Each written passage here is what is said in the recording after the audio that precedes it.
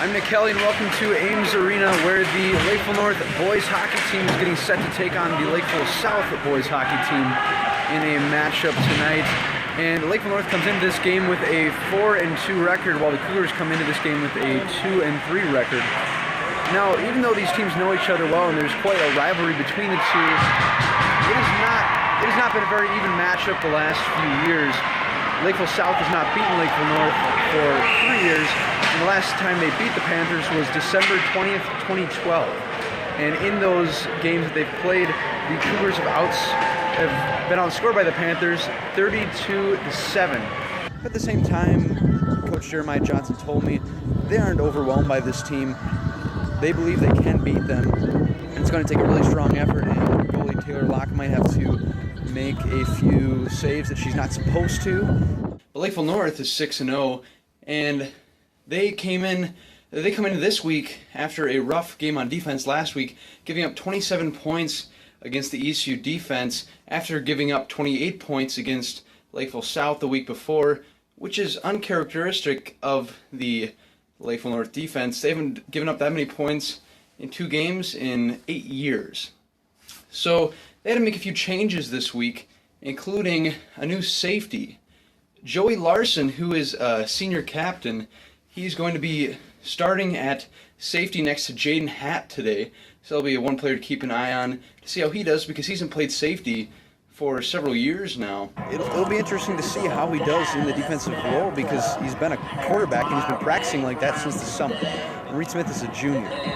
Also, starting at the other defensive end spot is going to be Jeremy Zemer, who's seen some time at defensive tackle, but he's going to be playing DN tonight. And also next in the middle is going to be Charles Vogel, who also has seen some time at the line, but has only gotten a few starts throughout the season. He's a big, around 6'4", 300-pound defensive tackle who's going to get a start tonight at nose guard. And you're going to see the usual faces on offense tonight, in an offense that has put up a lot of points the last few games, 38 points against South and 49 points against Farmington. This is the Panther pregame, and we're about 40 minutes away from kickoff. So how much did, after Drew threw that interception, how much did you see, just from his growth standpoint, of going down the next drive and throwing a touchdown, compared to just the past 2 seasons? The thing is, quarterbacks throw picks sometimes, and he's trying to make a play. Yep. The greatest quarterbacks do that stuff. But every other kid on the field is allowed to make a mistake, and quarterbacks sometimes aren't given that same freedom. So he just continued to be who he is, and that's had a bad play. Now I'm going to come out and make some good ones.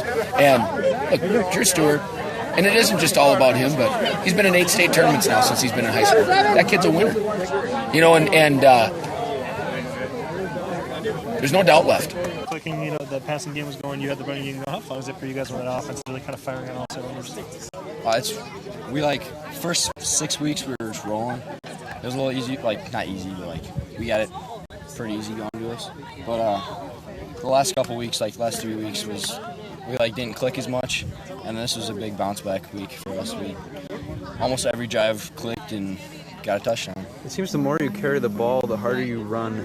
How are you able to keep the stamina that you have, even in a late game when you're carrying the ball 40 times? In practice, we practice it, and the linemen opening big holes. It's easy to run down the field and just get tackled.